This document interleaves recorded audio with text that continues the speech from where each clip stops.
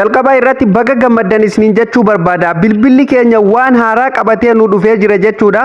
Namoonni bilbila Android qabdan hundumtuu itti fayyadama. Amma boodan bilbila kiyyatu badee bilbilli kiyya hattuun na jalaa fudhatee afaan akkasiitu keessa jira, dokumentari akkasiitu keessa jira, way suuraa bara sanii santu bilbila kiyya keessa jira, hattuun na jalaa fudhatee bakka inni itti badee wallaala jettanii mataa qabatuun hin jiru jechuudha. Salphumatti bilbila keessan akkaataa isin guutummaan guutuutti harkatti galfatuu dandeessanii hatturrallee bilisa itti godhatu dandeessan haaluma isin iskiriin irratti argitan kanaan jechuudha. Waan bilbilli yeroo ammaa qabatee dhufe sitingii yoon isin argisiise ajaa'iba jettan sitingii 5 qabatee dhufe har'ammoo sitingii tokko faayidaa guddaa kan qabuun isin argisiisa. Tokkoffaa irratti bilbilli keessa yoo bade iddoo inni jiru san argatu. Lammaffaa irratti waan bilbila keessan keessaa qabdan akka tasumallee namni ilaaluu hin dandeenye bakka feetan teessanii keessaa dileetii akkaataa itti godhuu dandeessan. Dabalataan ammallee akka inni daataa hin cufne akkaataa itti godhuu dandeessan. Yoo inni daataan cufe jee qulfii gaafata. Yoo inni akkasumallee bilbila kana keessaa waa haqa jee qulfii gaafata. Waanuma takka godhuu hin danda'u jechuudha bilbila keessa namni amma boodan. Kanaafuu akkamitti akka sirreeffatan gargaarsa aappii tokkootiin malee jechuudha. Isteeppii baay'ee salphaa ta'een akkaataa isin itti sirreeffatan amman isin argisiisa. Baga irra deebiin gara chaanaala Oromaan dhuftan namoonni haaraa taatan chaanaalli kun chaanaala barnootaati. Subscribe godhaa, miseensa maatii keenyaa ta'a, viidiyoo laayik godhaa. Egaan daawwattoota keenya kabajamoo kana sirreeffatuuf jalqaba irratti gara seetingii keenya keessa deemnee sirreeffanna jechuudha. Seetingiin isa kana irratti kilik goone keessa seenaa jechuudha. Viidiyoo darbe irratti namoonni baay'een seetingii ati nutti himtu kana bilbilli keenya hin qabu jettanii kan komantiin barreessitantu jira. Daawwattoota keenya sirritti adda baafadhaa. Barnoota yeroo nan isin barsiisu waanuma nan isin barsiise sirritti ilaala. Waanuma nan isin barsiise deebitanii na gaafataa jirtanii jechuudha. Tole gubbaa kanarra maal gootan bilbilli san kasarchi waan ani isin asirratti isin argisiisu kana seetingii kana hin qabne jechuudha. Iddoo sarchii kana sirritti adda baafadhamee zoomiin isiniif godha. Sarchi seetingis ka jedhu kuni iddoo waan hunda keessaa argattan jechuudha. Waan bilbilli fakkeenyaaf bilbilli kun hundinuu seetingii dhokataa qaba jechuudha. Kan kaampaaniin keessatti haayir godhee jirutu jira jechuudha. Isa san argatuuf gubbum bakkuma sarchii kanarra dhattaniituma seetingii dhabdan san maqaa isaa asirratti barreessitu jechuudha. Yoo bilbilli keessan qabaata ta'e kallattiin isinii dhufa. Yoo bilbilli keessan hin qabaanne carraa keessan waan gootan hin qabdan. Bilbilli tokko tokko seetingii hunda hin qabu jechuudha. Bilbilli 4G faan hin qabu jechuudha. Tole daawwattoota kiyya kana kanaan hin xumura. Kan har'a tooppika irra qabadhee isinii dhufetti yoo darbu seetingii keessa eega seentanii suuta jettanii ol harkistanii iddoo Google jedhu kana barbaadanii kilik irra gootuu jechuudha. Google kanallee bilbilli keessa yoo hin qabne gama gubbaatiin bakkuma isiniin jedhetti irratti barreeffattu jechuudha. Isinii ifaami daawwattoota Oromaan ani waan ifa isiniif hin taane isin barsiisuu hin jaalladhu. Yoo ifa isiniif ta'u baate komentii jalatti naaf barreessaa. Yaada keessan bifa viidiyootiin isiniif hin deebisa. Tole haala kanaan isin dhufa yeroo Google irratti cuqaastan. Asitti maal isiniin jedha recommended ka jedhuu fi all service ka jedhu ni argattu jechuudha. Fakkeenyaaf duraan haala kanaan isiniin hin dhufu jechuudha. Daawwattoota kiyya manage your Google account jedhetti haala kan duraan asitti isinii dhufa jechuudha. Haala amma isinii dhufu kanaanii miti jechuudha. Amma sirriitti jijjiirame bilbila keessa yoo haaromsuu baattan haaromfadha. Yoo kana isiniif hin qabaanne bilbila keessan haaromsuu qabdanii jechuudha. Android isa haaromsuu qabdu jechuudha. Tole daawwattoota kiyya amma asirratti gaa fuulli kun hundinuu haara'e jechuudha. Password manager ka jedhuu fi find my device ka jedhu haara'e jechuudha. Duraan asiin isiniif hin fiddu jechuudha. Namoonni baay'een bilbilli kiyya seetingii masanuu hin qabu.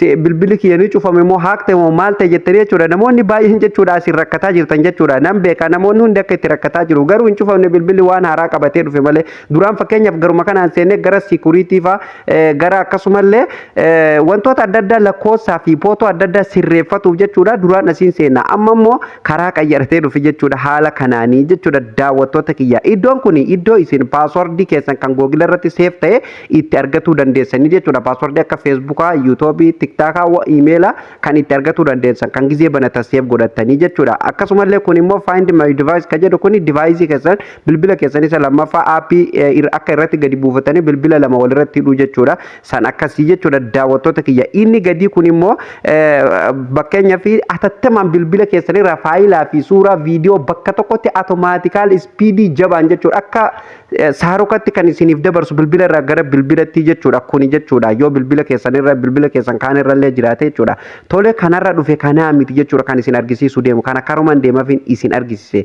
Daawwattoota kiyya asirratti maal jedha all service ka jedhu ni argattu. Kiliik irratti gootu. Yeroo isin kiliik irratti gootan haala kanaan jechuudha jala kanatti wantoota adda addaatu isin dhufa jechuudha. Daawwattoota kiyya haala isin argitan kanaani kana hunda tokkoon isaa gar fuulduratti isin barsiisa jechuudha. Daawwattoota kiyya sitingi haaraya jechuudha. Tole amma maal gootanii jala kanatti gadi buutanii jechuudha kanarra isin argisiisuuf deemu kana jechuudha. Asirratti maal nuun jedha theft protection ka jedhu ni argattu jechuudha. Isa kanarra kiliik gootu. Sana boodan haala kanaan fuula kana qabatee isiniif dhufa jechuudha. Argitanii haaluma isin amma suura irratti argitan kanaan bilbila keessa yoo namni harkumaan tasumallee fuudhee isin harkaa fuudhee fiigeen jechuudha.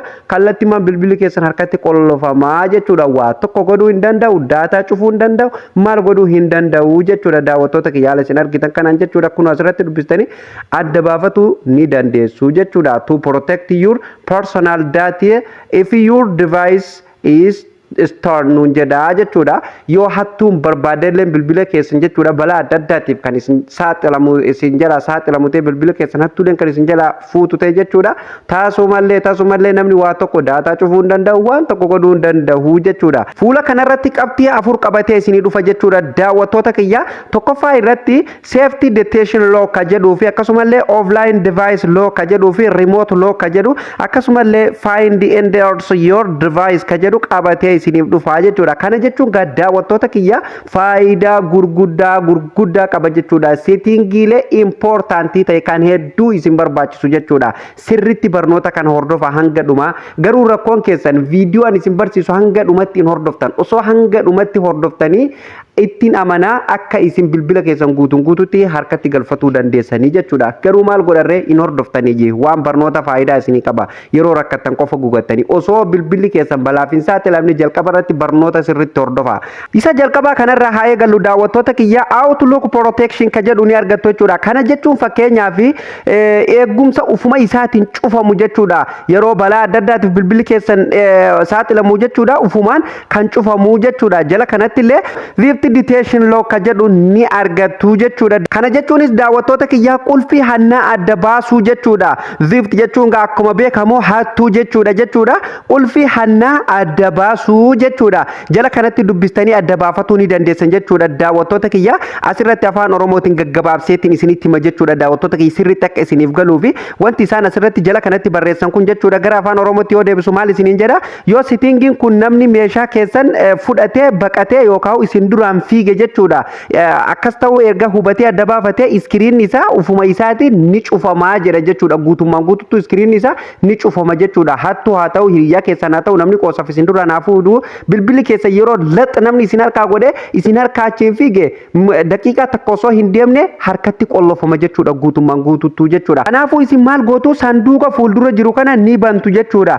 Yeroo isin irratti cuqaastan haala kanaan fuula kana qabatee isinii dhufa as keessa waan jiru kana dubbistanii sirriitti adda baafatuu ni dandeessu jechuudha. Maal akka inni dalagu jechuudha hundaayyuu adda baasee asitti isinitti himaa jira jechuudha. Dubbistanii adda baafatuu ni dandeessu jechuudha. Daawwattoota kiyyaa gubbaa kanarratti turn on zift detection lock nuun jedha.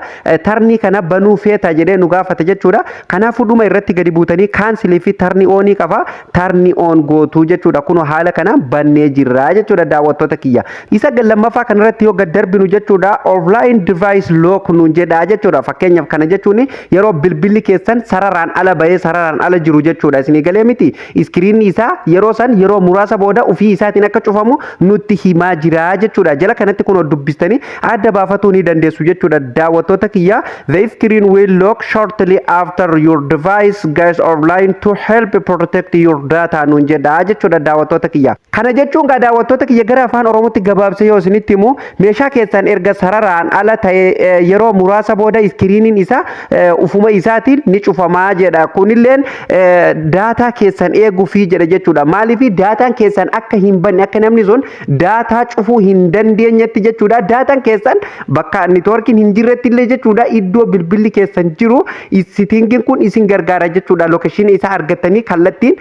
dhaquu dandeessanii jechuudha. Namni sun daataa cufuu hin danda'u jechuudha yeroo daataan ala jirullee jechuudha. Kanaafuu daawwattoota daawwattoota kiyya maal gootu saanduqni fuuldura jira jechuudha. Kanallee saanduqa kana ni bantu jechuudha yoo barbaadani. Sana boodan haala kanaan isinii dhufa turn on offline device lock nuun jedha jechuudha. Kanaafuu offline yeroo bilbilli keessan jiru jechuudha. Akka daataan isaa ufuma isaatiin bilbilli keessan iskiriinii nama san harkatti cufamee daataan keessan isiniif eegamuuf maal gootanii gadi buutanii turn on gootu jechuudha. Kunoo banamee jira jechuudha. Hedduu faayidaa guddaa qaba jechuudha.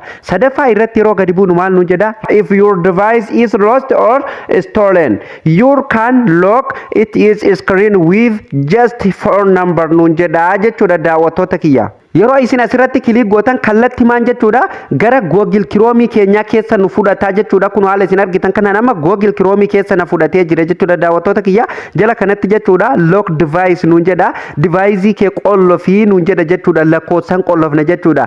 Kanaafuu isin maal gootanii jala kanatti gadi buutanii lakkoofsa keessan asirratti iddoo dudduuba isaa kana alaabaa biyya keessa jirtan ni filattu. Sana booda asirratti lakkoofsa keessan ni guuttu jechuudha. Lakkoofsa biyya keessa jirtaniiti jechuudha. Ani amma lakkoofsa kiyyallee kunoo itti guuteetiin jira. Haala kanaan eega itti guutanii xumurtanii jala kanatti gadi buutanii lock device ka jedhu kanarratti kilik gootu jechuudha daawwattoota kiyya. Sana boodan jechuudha kunoo lakkoofsi keessan asirratti isiniif galee jira jechuudha. Raayitii isiniif godhee jira. Amma haala isin argitan kana maal isiniin jedha lock request is senti nuun jedha jechuudha. Amma cufamee jira request senti siif sentee jira jedha jechuudha daawwattoota kiyya. Requestiin amma seenee jira jechuudha salphumatti jechuudha. Jala kanallee yoo barbaadan gadi deemtanii jechuudha. Bakka kanaan jechuudha next step jedhu kan jedhu kana jechuudha step itti aanu jechuudha. Jala deemtanii akka barbaadan bilbila keessan jechuudha sign in gootanii keessa seenuu ni dandeessu jechuudha. Filannoon keessanii jechuudha daawwattoota kiyya lakkoofsa keessa yoo barbaadan irratti guutan yoo barbaadan ni dhiistanii garuu osoo irratti guutanii hedduu filatamaadha jechuudha. Ani ammaaf irratti guutuu waan hin barbaadiniif biraa deebi'eetiin jira jechuudha daawwattoota kiyya maaliif isinumatti argisiisuuf malee bilbila kanarratti jechuudha kana guutuu hin barbaadne lakkoofsi kun bilbila biraatiin qollofamee jira waan ta'eef jechuudha. Yeroo isin lakkoofsa keessan isa sirrii irratti guuttatanii deebitan asirratti isiniif baasa jechuudha lakkoofsa keessanii jechuudha daawwattoota kiyya. Haala saniin sirreeffatuu dandeessanii baay'ee murteessaadha. Isa sanillee seetingii fuuldura jiru kana jechuudha. Isa kana banuu hin dagatinaa jechuudha. Sirriitti isin fayyada jechuudha. Akka carraa ta'e bilbila keessan namni isin jala hatee bakka neetworkiin hin jirrellee yoo dhaqe jechuudha daqiiqaa muraasa booda jechuudha bilbilli keessan iskiriinni harkatti cufamaa daataa keessan isinii eeguuf jedhee waan bilbila keessan keessa jiru isinii eeguuf jedhee harkatti cufamaa jechuudha. Kuni gaa faayidaa guddaa qaba jechuudha. Hattuuf dukkana jechuudha gaa yeroo ammaa kana daqiiqaan akka nutti dheeratte nan amana jechuudha. Asumaan dhiifama na of kolchaan isiniin jedha maaliif barnoota waan ta'eef akka isin sirriitti hubattaniif dheeressee isin barsiisa jechuudha daawwattoota kiyya isin hubachiisaa waan deemuuf daqiiqaan dheerate na of kolchaan isiniin jedha. Viidiyoon har'aa asumarratti kan goolabamuu ta'a namoonni chaanaala keenya haaraa taatan subscribe godhuu hin dagatina. Viidiyoo laayik godhaa yaada keessan komentii jalatti naaf barreessaa bifa viidiyootiin isiniif hin deebisa daawwattoota kiyya barnoonni har'aa asumarratti kan goolabamuu ta'a. Barnoota itti aanuun hamma walitti deebinutti nagaa ta'a.